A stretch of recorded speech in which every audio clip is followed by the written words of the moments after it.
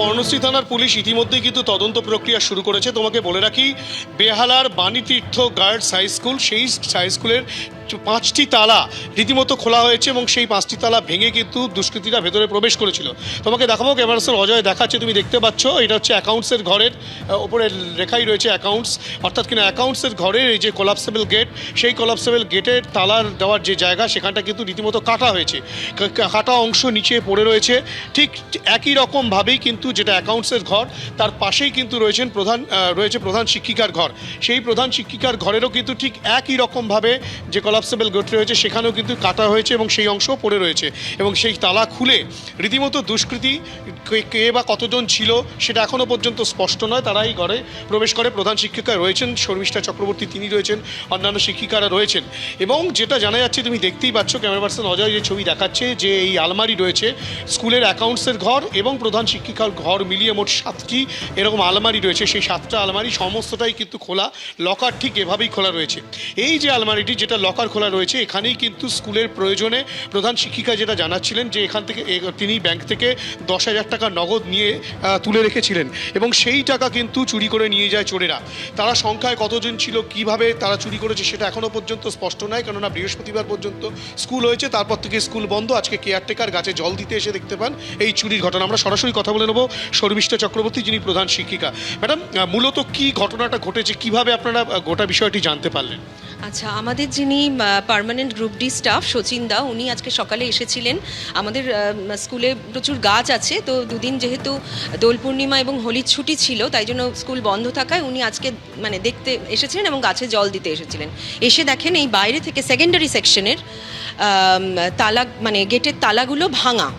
হ্যাঁ, স্পষ্টতই মোচড় দিয়ে সেগুলোকে ভাঙা হয়েছে এবং একটা একটা করে যত তিনি এগোন দেখেন যে স্টাফ রুম আনটাচড, স্টাফ রুমের কোনো কিছু ক্ষতি হয়নি, কিন্তু অফিস রুম এবং হেডমিস্ট্রেস যে রুম দুটোরই কোল্যাপসেবলের তালা ভাঙা, কোল্যাপসেবলটা ড্যামেজড এবং দরজারও যে তালা লাগানো থাকে সেই তালা ভাঙা। তারপর উনি আর কোনো কিছু টাচ করেননি, আমাকে জানান এবং আমি তারপরে পর্ণশ্রী থানায় যোগাযোগ করে তারা ইনভেস্টিগেটিং যে অফিসাররা এসেছিলেন তারা।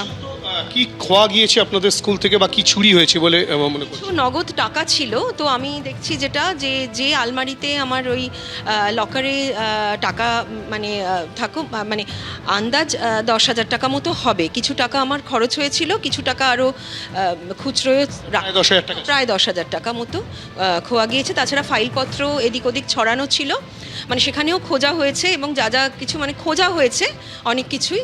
তবে এখনও পর্যন্ত আমি যেটা দেখছি ফাইল সেইরকমভাবে কিছু ক্ষতিগ্রস্ত হয়নি, তবে আস্তে আস্তে আবার কাজ করতে করতে। কি মনে করছেন, শুধুই কি টাকা চুরির উদ্দেশ্যে তারা চোরেরা এসেছিল বা দুষ্কৃতীরা এসেছিল, না এটার নেপথ্যে অন্য কোনো কারণ থাকতে পারে, সেরকম কোনো আশঙ্কা প্রকাশ? হ্যাঁ, থাকতে পারে। আমার দীর্ঘ চাকরি জীবন, আমি প্রথম বহুদিন ধরে এই স্কুলের সঙ্গেই জড়িত, তো আমি কোনোদিন এরকম ঘটনার সম্মুখীন হইনি। আর যে বা যারা এই কাজটা করেছে তারা আমাদের স্কুলের প্রতিটা রুম, প্রতিটা পুরো ম্যাপটা তাদের মুখস্থ। কেন, তারা সেকেন্ডারি সেকশনে কোন ঘরে প্রয়োজনীয় জিনিস থাকে তারা জানে। উদ্দেশ্য ছিল হতে পারে যে জানি না, সেটা তো আমি ঠিক বুঝতে পারছি না, তবে খুব পরিচিত লোকেদের দ্বারা করা এবং ব্যাপার, যেখানে এতগুলো ছাত্রীকে নিয়ে আপনার ক্লাস করতে হয়, স্কুল কোথায়, সেখানে তো নিরাপত্তাহীনতায় ভুগছি এখন। কেন, কাল থেকে আমার যেই বাচ্চাগুলো ঢুকবে, আমি সেটাই আমার স্টাফ যারা এসেছেন আজকে আমার সঙ্গে আছেন তাদের সেটাই বলার চেষ্টা করছিলাম যে এটা তবু টাকা, যেটা আমি ক্ষতিপূরণ আমরা করতে পারবো, কিন্তু কাল থেকে যখন বাচ্চাগুলো ঢুকবে আমাদের সেকেন্ডারি স্কুল আমাদের, তো সেখানে প্রতিটা শিশুর তো দায়িত্ব আলটিমেটলি আমাদের। সেখানে কতটা নিরাপত্তা এনশিওর করতে পারবো, যে কাল থেকে আমরা কি ব্যবস্থা নিতে হবে আমাদের, সেটা নিয়ে আমরা চিন্তা ভাবনা করছি। সেভাবেই কিন্তু রীতিমতো আতঙ্কের মধ্যে রয়েছেন প্রধান শিক্ষিকা সহ অন্যান্য শিক্ষিকা যারা রয়েছেন। তারা বলছেন যে শুধু 10,000 টাকা খোয়া গিয়েছে বা ফাইলপত্র কী লণ্ডভণ্ড হয়েছে, সেখান থেকে কী নথি খোয়া গিয়েছে সেটা এখনও পর্যন্ত স্পষ্ট না হলেও এটার নেপথ্যে অন্য কোনো উদ্দেশ্য থাকতে পারে। শুধু টাকা চুরির উদ্দেশ্যেই যে চোরেরা এসেছিল বা দুষ্কৃতীরা এসেছিল, যে বা যারা আসুক, তা সেটা কিন্তু নয়, অন্য কোনো উদ্দেশ্য থেকে থাকতে পারে। তার চেয়েও বড় আশঙ্কা এবং আতঙ্কের বিষয় যেখানে এতগুলো ছাত্রী এখানে পড়াশোনা করে, সেই সব বাচ্চাদের যদি কিছু হয়ে যেত তাহলে কি হতো? সেই আশঙ্কাতেই প্রধান শিক্ষিকা ইতিমধ্যেই পর্ণশ্রী থানায় লিখিত অভিযোগ দায়ের করা হয়েছে, যেই অভিযোগের পরিপ্রেক্ষিতে পর্ণশ্রী থানা তদন্তকারী দলের সদস্যরা তারা তদন্ত প্রক্রিয়া শুরু করেছেন।